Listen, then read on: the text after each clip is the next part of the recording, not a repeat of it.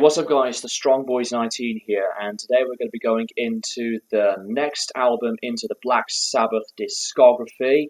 And since it has been a few days that I had reviewed their second album with Ronnie James Dio, Mob Rules, it is time to go into their next album entitled Born Again.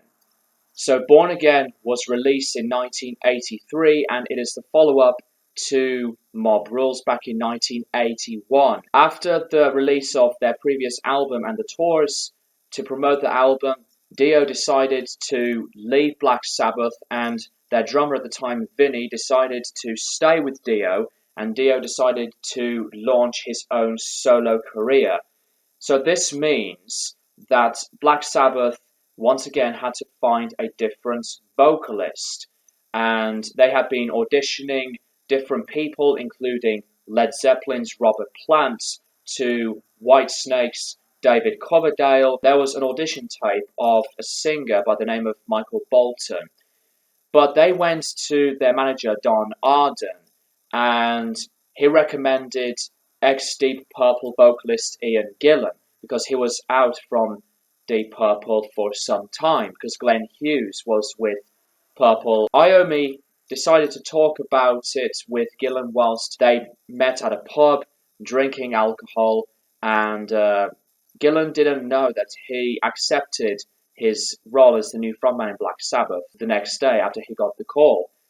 So this album was recorded in the manner. Robin Black became the producer for this album, and he had worked with Sabbath before as the engineer for Sabotage, and Sabbath were involved in the production side of things as well. In my opinion, Born Again is the weakest Black Sabbath album. I know that there are some people that love this album, and if you love it, that's awesome to hear. But when I hear Born Again, I just don't really have a heavily connected sense of really getting intrigued by what's going on this entire album. Not everything on this album is bad. There are some positives that I do like, but I could easily say that this is far from being one of the worst albums of all time. There are albums that I consider to be worse than this. The album cover is one of the worst album covers of all time.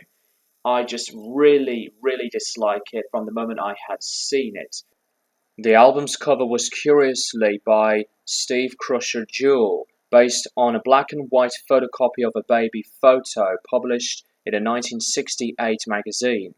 Martin Popoff described the creature on the cover as a garish red devil baby.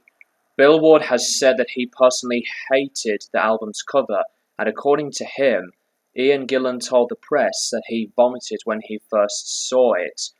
However, Tony Iommi approved the album cover, which has been considered one of the worst ever.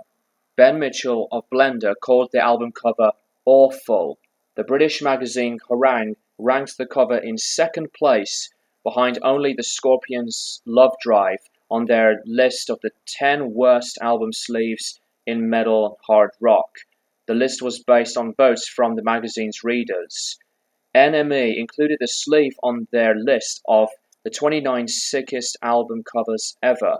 Black Sabbath's manager, Don Arden, was quite hostile towards the band's ex-vocalist Ozzy Osbourne, who had recently married his daughter Sharon, and he was fond of telling Osbourne that his children resembled the Born Again album cover. Billboard came back to Black Sabbath after he was recovering from his alcoholism. The production of this album, in my eyes, is just one of the most horrific garbage that I had listened to. The guitars are very weak and cheap.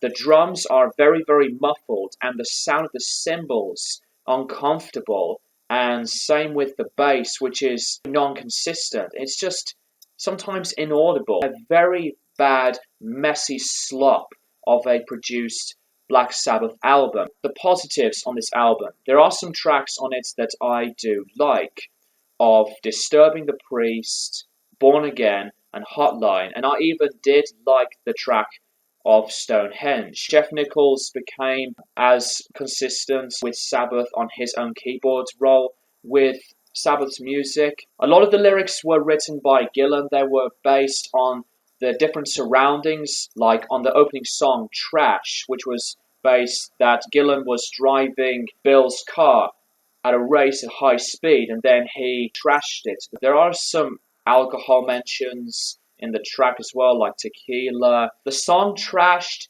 is not really one of my favorites. While I wouldn't see it as a bad opener, it's just not a song that really gels with me. They have a little bit of a hard rock kind of influence on this kind of period, on the songwriting on this album, Disturbing the Priest, which I find to be a better track than Trashed.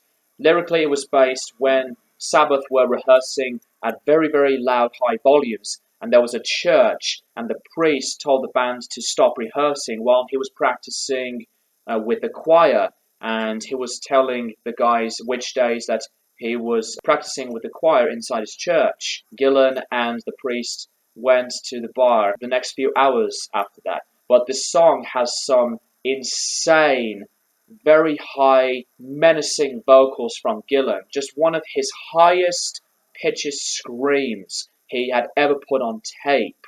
And this is a darker song that has some good flow to it and neat vocal harmonies as well. But Disturbing the Priest is one of the heaviest Black Sabbath tracks that I do like. Born Again.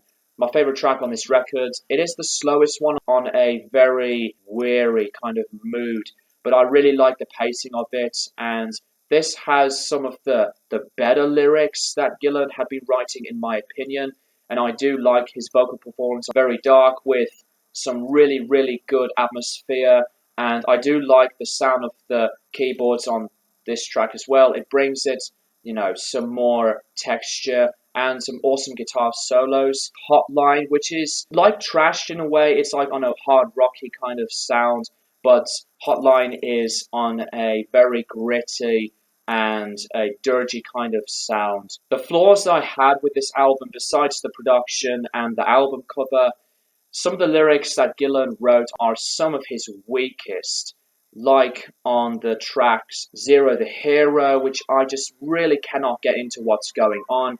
And I find the song Zero the Hero to be more of a drab, and it goes on too long. It does not connect with me as I wanted it to be. And a lot of people say that that's a similar riff that Guns N' Roses had done on the song Paradise City, but that's by the by. But Zero the Hero, I'm not a fan of that one.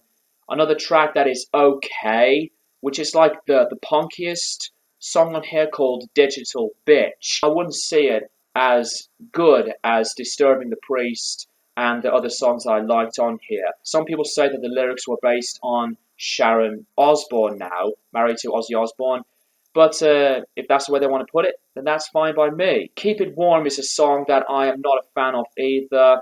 It was a song that was written based on Gillian's love with his girlfriend, soon-to-be wife at the time, but it's just not there for me. Born Again, as an album, just not one of my favourite Black Sabbath albums at all. Let me know what you think about this album in the comments below. It's not a terrible Black Sabbath album, but it's just not one of the best. So I'm going to give Born Again by Black Sabbath a 4.5 out of 10. Thank you guys for watching, and I'll keep you guys posted for more videos in the near future.